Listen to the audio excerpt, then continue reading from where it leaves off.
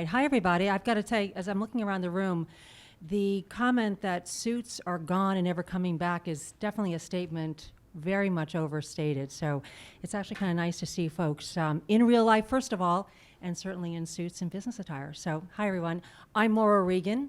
I'm president of Licensing International, which is the leading trade association for the global brand licensing industry.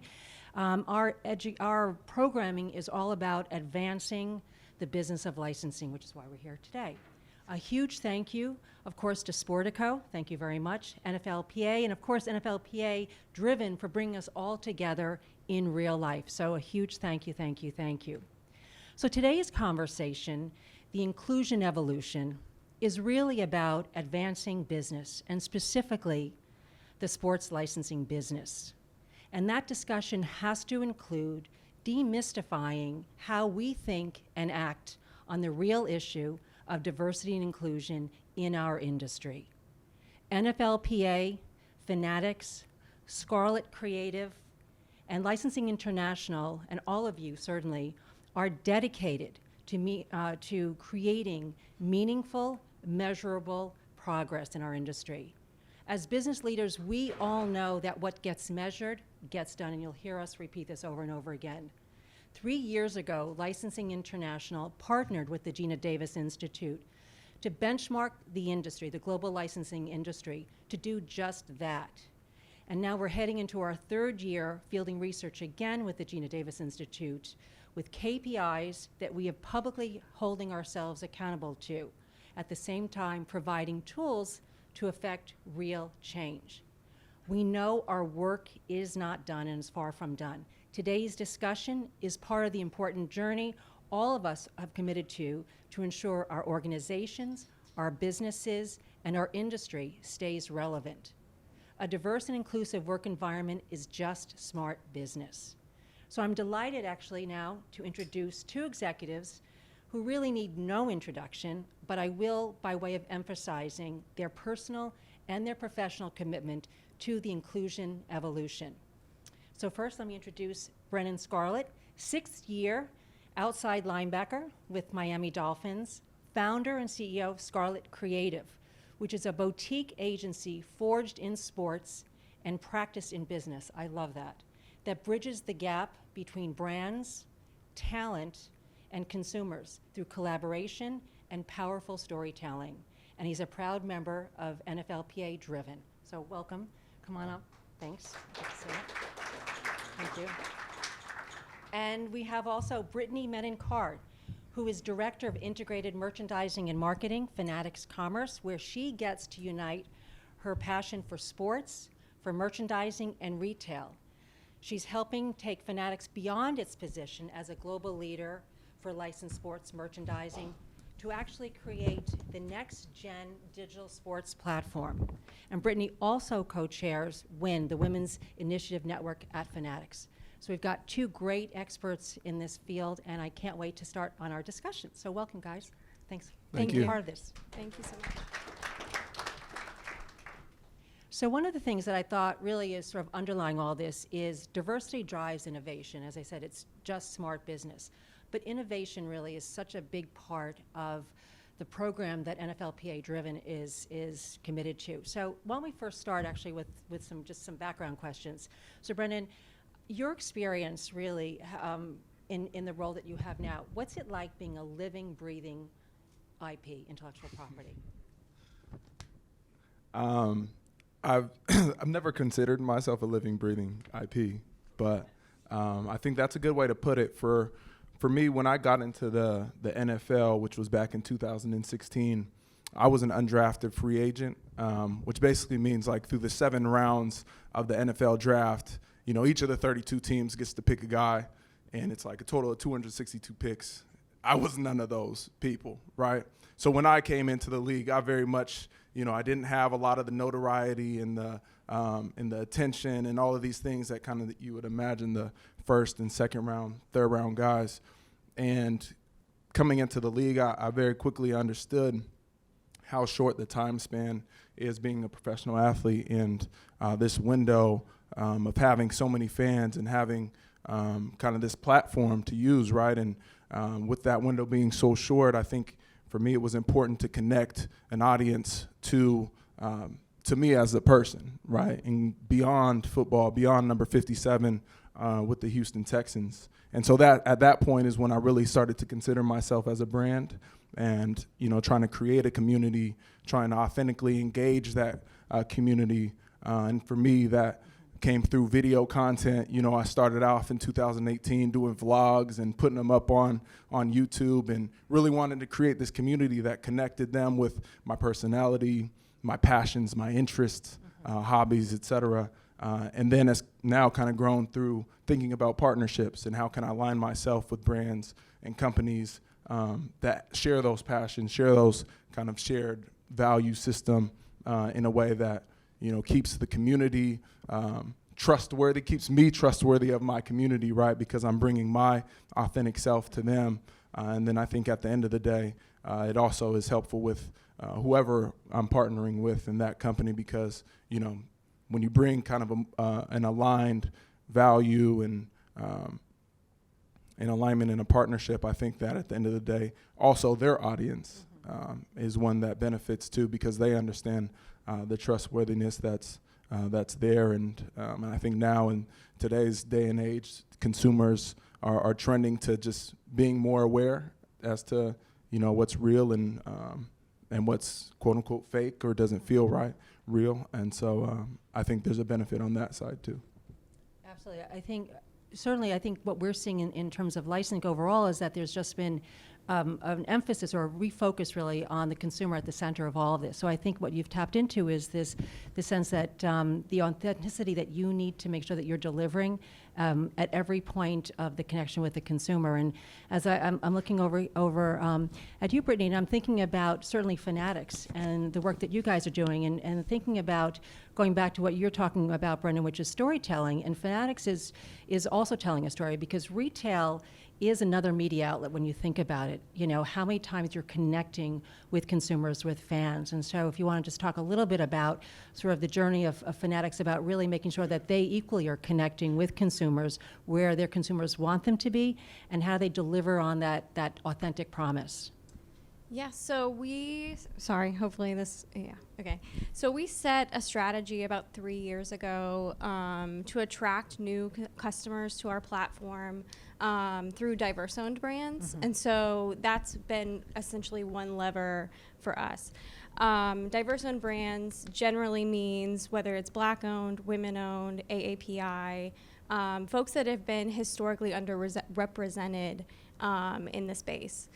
And so that's been a customer acquisition tool for us. So those customers are 25% more likely to be new customers that are shopping those brands. And I think that leads to authenticity that they're seeing. And so, that's been one of the things that we've tried to champion. And I think, though, again, going back to what you're talking about, it's also just that you need to be able to represent who you are, so that, again, consumers and future business people can also see that there's an opportunity for people who look like themselves to actually create a business and be successful. I think, has that been a part of sort of the mission for both of you, do you think? Yes. So I have two examples of that. One would be, so Erin Andrews is one of our largest female-owned or women-owned brands.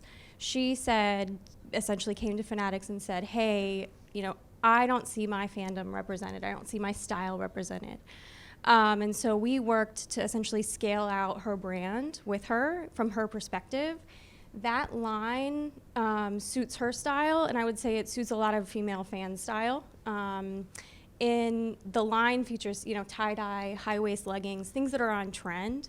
Last fall, it featured a key item of the plaid shacket, which you would have seen in Nordstrom's all the way to Walmart had it, and so did she.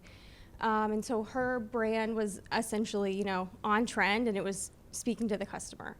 That's an example of women-owned brands. Another example would be we work with Pro Standard, who's a Black-owned brand. His line looks nothing like what you see from legacy vendors or legacy brands. His line doesn't focus as much on team color. And so you'll see fashion drops that are, say, tonal pink. And you can imagine a sneakerhead matching his tonal pink sneaker to his tonal pink shirt rather than focusing on team color for, say, Yankees or, Patriots. And so we actually see with his brand that it's less tied to team performance. And that customer is more likely to be Black or Hispanic. They're more likely to join our ecosystem. And we're not marketing that it's Black owned. Customers are finding it. And so that lends authenticity that Mike Harris, knows that I know the customer, and because I am the customer. Mm-hmm. And so he wants to see himself represented just like Aaron Andrews does. And I think that, our assortment can't be homogenous because our fans aren't homogenous. And so, we need to essentially have the assortment for every type of customer because they're interested in their fans. So how, as a business owner and business leader, are you sort of straddling the many different kinds of pressures, creative pressures, pressures coming from traditional retail, from consumers, to really set priorities for how do you tackle all of this just out of the gate? I think for us, when we do activations or partnerships with Scarlett Creative, and we work with a brand, a lot of what we do is video production and video content, and or if it's an event that we're putting on, right? Whenever we think about putting our team together and assembling our team, Scarlett Creative for us, I mean, we're a Black-owned company, and I have a female co-founder, Caroline, and we're very aware of the benefits that our unique experiences are able to bring to the table. And so when we look at assembling a team, I think it's really important that we kind of increase that exponentially, right? Because every person bringing their own unique experience, perspective, just lends it to be a greater production overall. And I don't think that that's exclusive to just video production. I think that is also like licensing, and I think representation is just important, really in any industry, not only for the sake of equity, right, but also to the bottom line, as you were speaking about. And when we think about NFLPA and Driven and what we're trying to do, and realizing how homogenous our licensing partners are as a league, and just how diverse though our league is, right, and our players within our union, right, and the staff within the NFLPA, how important representation is, as we want to have all of our stories told in a unique way. And I think that takes diversity to be involved. And so, for me and for us, it's kind of how we're pushing the envelope, just to make sure that we're about the action versus just talking about it.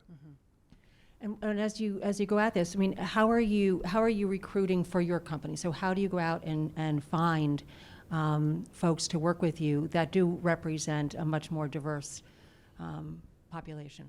Yeah, so we started a year ago with Scarlett Creative, and so a lot of it is dependent on kind of geographical, where are we located, and beyond, where is the partnership being activated at, and then beyond that, it's kind of just combing through the Instagram, right, and making sure that we have, representation from a gender perspective, race, ethnicity, background, all of these things, and just a conscious effort to do that. And at the end of the day, having the greatest team on board is important. And I think the way that we do that is by, for us combing through Instagram to find those right people.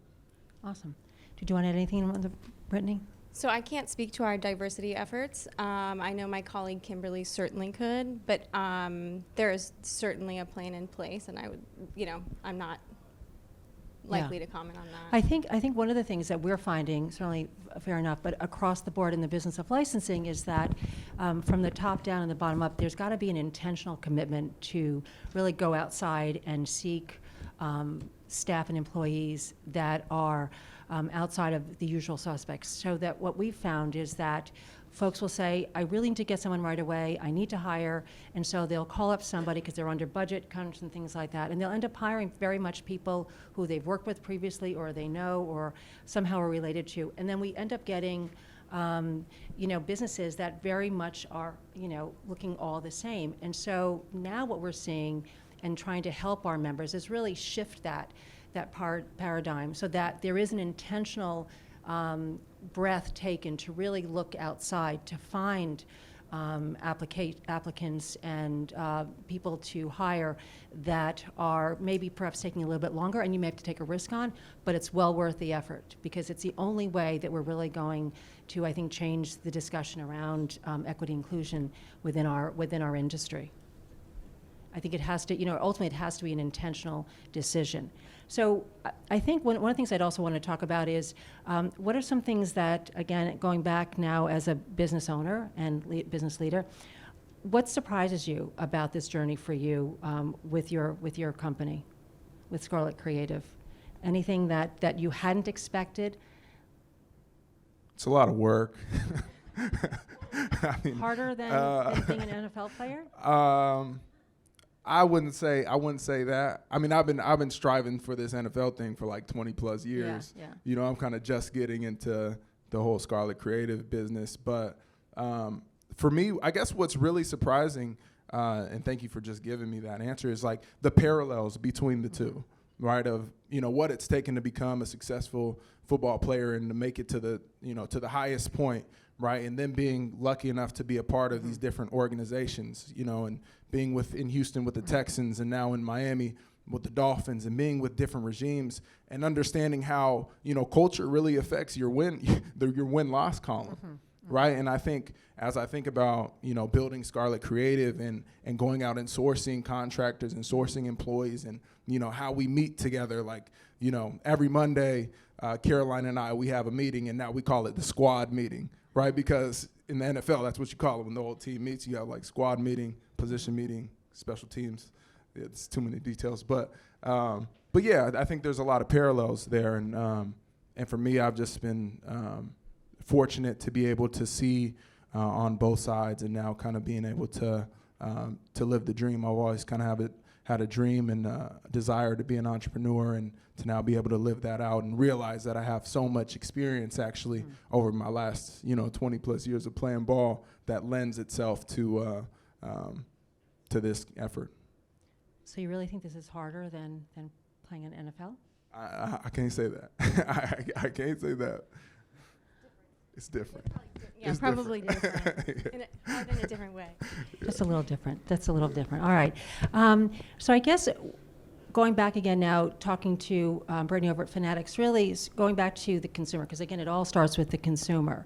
Tell us a little bit about how you, the kind of outreach that you're doing, how you find and secure new partnerships. From the customer perspective or from the brand's perspective? From both. Gotcha. So, like I mentioned, we don't necessarily market. There's key times when we market Black-owned brands, women-owned brands, but the customers are finding it. But we're also in the channels where they are. So, we're testing plenty of different channels to acquire those customers to bring them into our ecosystem. And, we're able, through our database, to be pretty hyper-targeted with folks. So I guess, and from the brand's perspective, there's a lot of brands, and from a traditional, non-traditional licensee perspective, that view us as, hey, we want to partner with you, we want to do something different, we want to innovate for the fan, and we want to innovate with our partners and for our leagues. And so, a lot of different brands that you wouldn't expect are excited and are knocking on our door. What are some of the challenges that you've had? Have there been any challenges that you feel comfortable sharing? So many. Comfortable sharing. I think Fanatics is a complicated partner for plenty of our brands, which is why, so I have a counterpart, Jamal, and we work with the Driven team and also a few other supplier diversity initiatives to essentially help navigate these brands through our pretty complex ecosystem. We have 100 and some buyers. I work with all of them. We have 150 digital marketers. I work with all of them. Everybody has a personality, and so do brands. Mm-hmm. And so, it's just helping break down those friction points, especially while someone's trying to ramp up their volume and scale their business. They don't need, individual people getting in their way when I know how to circumnavigate some of that politics internally. So, yeah. Was that easier or more difficult during the pandemic when everything was pretty much remote?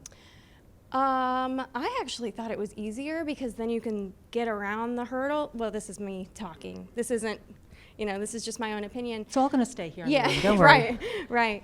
I was able, through back channeling to essentially figure out who to go to knock down barriers for some of our really important partners.